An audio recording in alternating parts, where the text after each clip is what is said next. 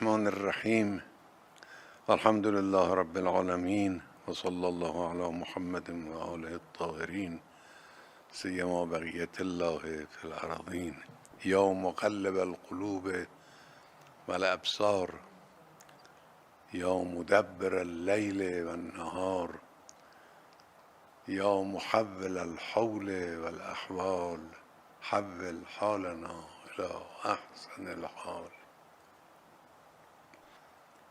تبریک عرض میکنم عید نوروز و آغاز سال نو.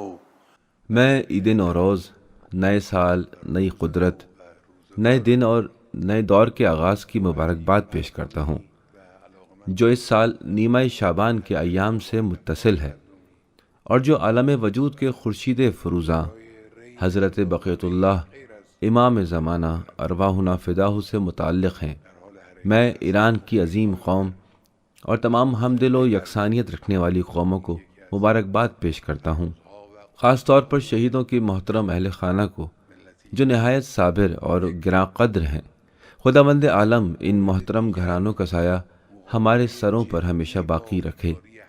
جنگ میں اپنے اعضائے بدن کا نذرانہ پیش کرنے والے فوجیوں اور ان کے فداکار اور صابر اہل خانہ اور سابق فوجیوں کو بھی مبارکباد پیش کرتا ہوں.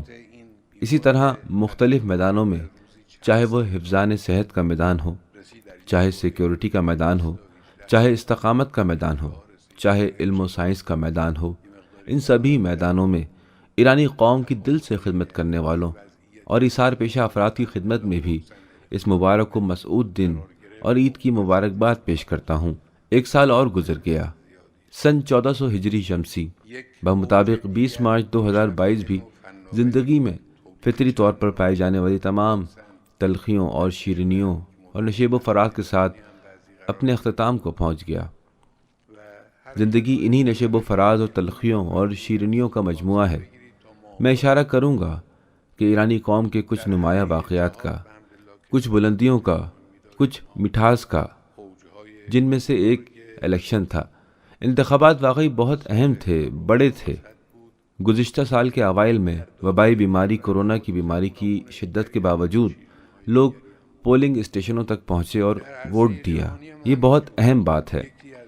ان حالات میں دو لوگوں کا بھی ایک جگہ اکٹھا ہونا خطرناک تھا. ان دنوں میں جب ایک دن میں ہمارے سینکڑوں لوگوں کی، شاید 500 لوگوں کی، 600 لوگوں کی یا شاید اس سے بھی زیادہ لوگوں کی اموات ہو رہی تھیں، ایسے حالات میں الیکشن ہوا. لوگوں نے الیکشن میں حصہ لیا اور پھر ایک تازہ دم حکومت میدان میں آئی. جیسا کہ قرائن و شواہد سے پتہ چلتا ہے، یہ ایک عوامی حکومت ہے جو عوامی اقدامات اور عوامی اہداف کی عاشق ہے.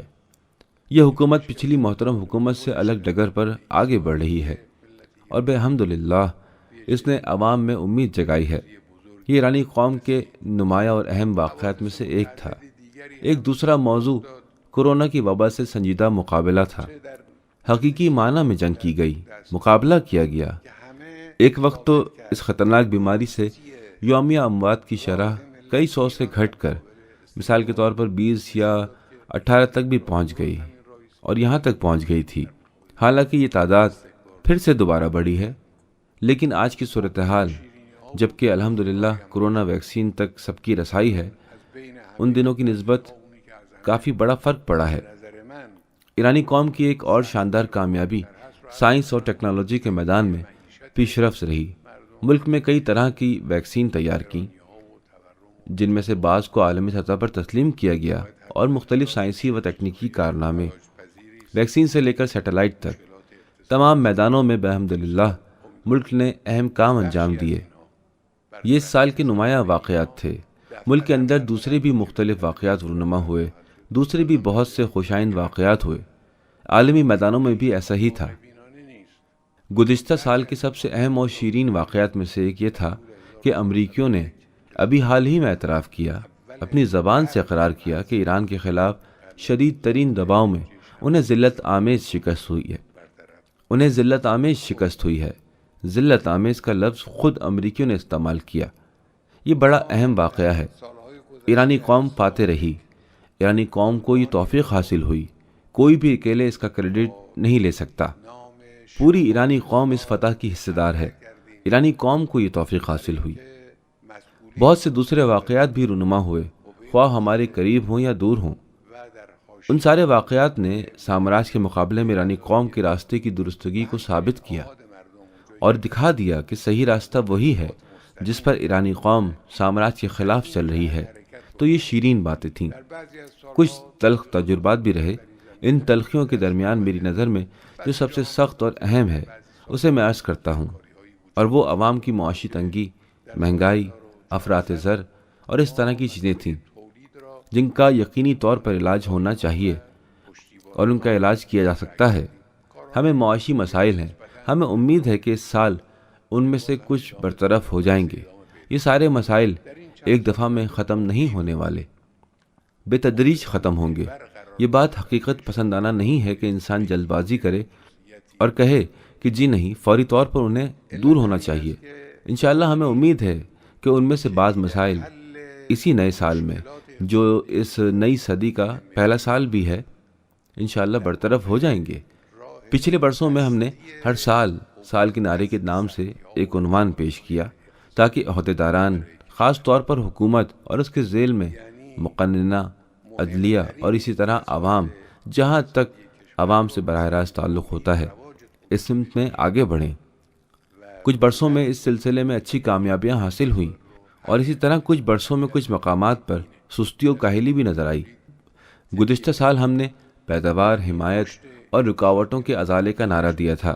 بڑی حد تک اچھے کام انجام پائے جو اب بھی جاری ہیں اور انہیں آئندہ بھی جاری رہنا چاہیے۔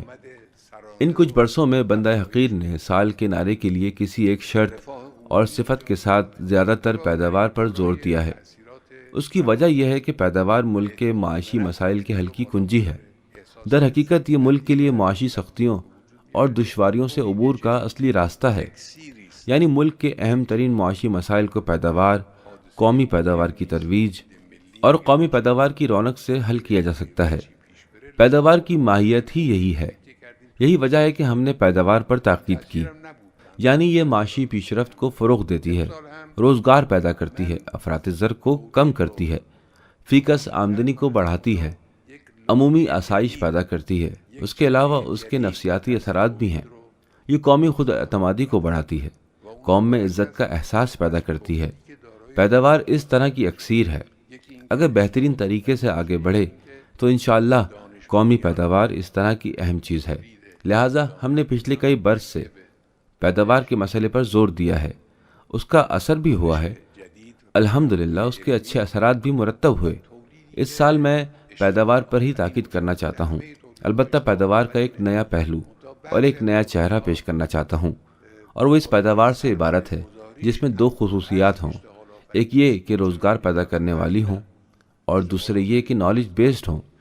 نالج بیسڈ پیداوار ہو اور سائنس، ماڈرن سائنس پر منحصر ہو، سائنسی پیش رفت پر استوار ہو، اور ایسی پیداوار ہو جو روزگار پیدا کرے۔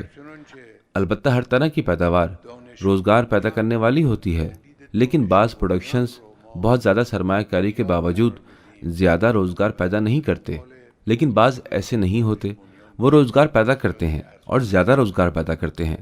میں انشاءاللہ کل کی تقریر میں اس کے بارے میں کسی حد تک تفصیلات عرض کروں گا۔